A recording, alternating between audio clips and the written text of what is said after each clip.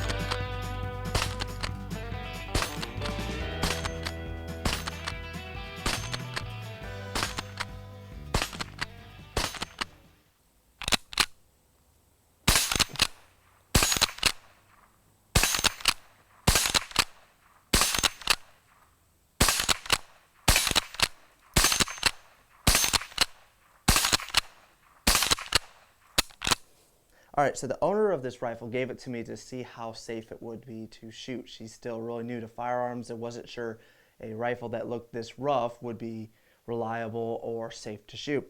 So I took it, started looking at the internals, and it is actually impressively well preserved on the inside. The outside seemed to take all the beating.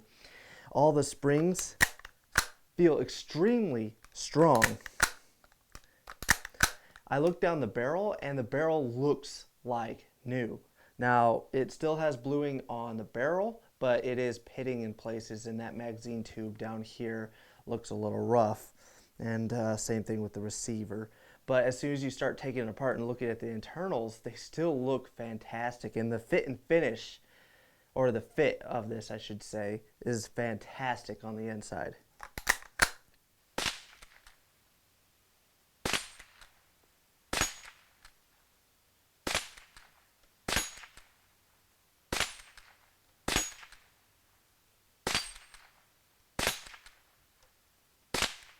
So the outside of this rifle looks really rough. The stock looks like it was dropped right around here because it's missing the butt plate right here.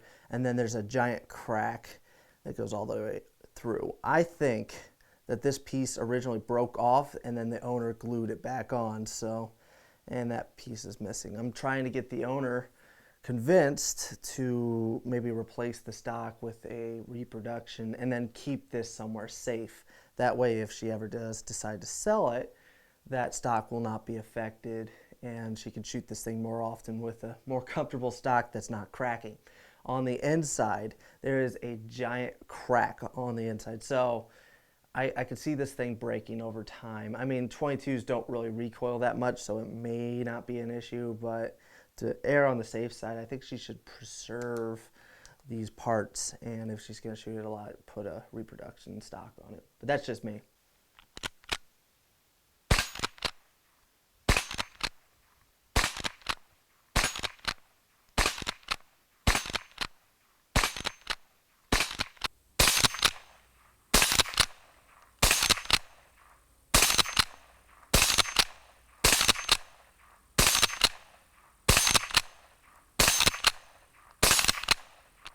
All right, so I took this thing to the range and I was pleasantly surprised how much fun this thing was to shoot.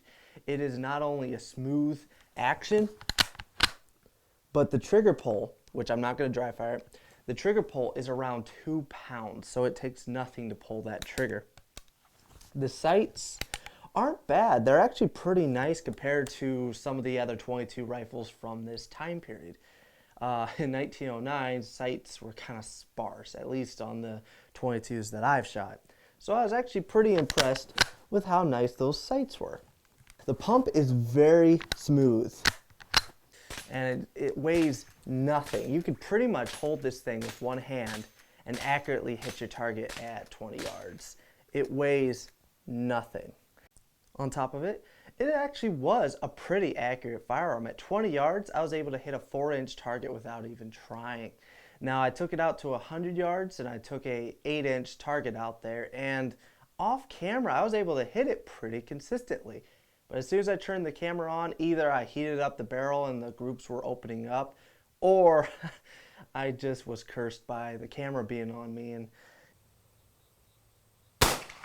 all right, I hit it.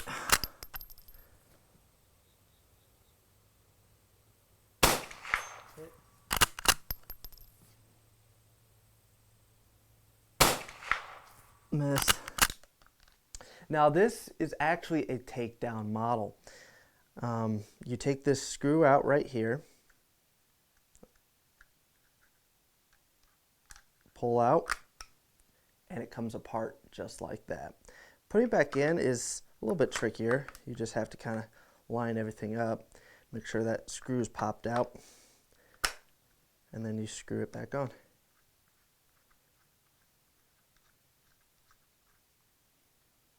There we go. And it's back together. I kind of like that because it made it really easy for me to clean the internals once I was able to take it apart like that.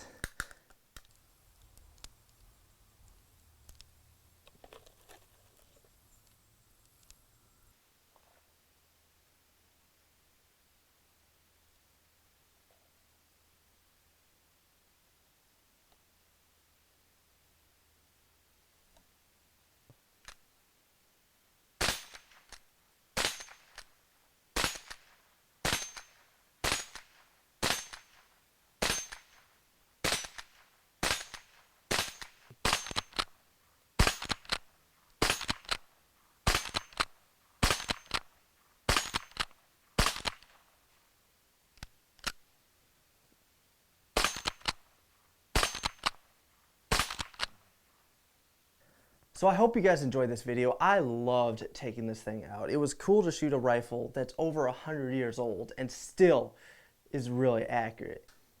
It's a lot of fun to shoot, and I was actually surprised how much these things go for. These things are valued pretty high, so it's probably because of how well they were made. So I hope you guys enjoyed this video. There's gonna be a lot of cool stuff coming up, and let me know in the comments below what you'd like to see in future videos.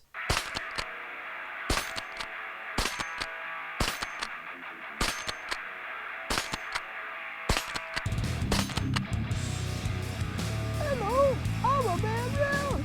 I make this fun go away. Yay!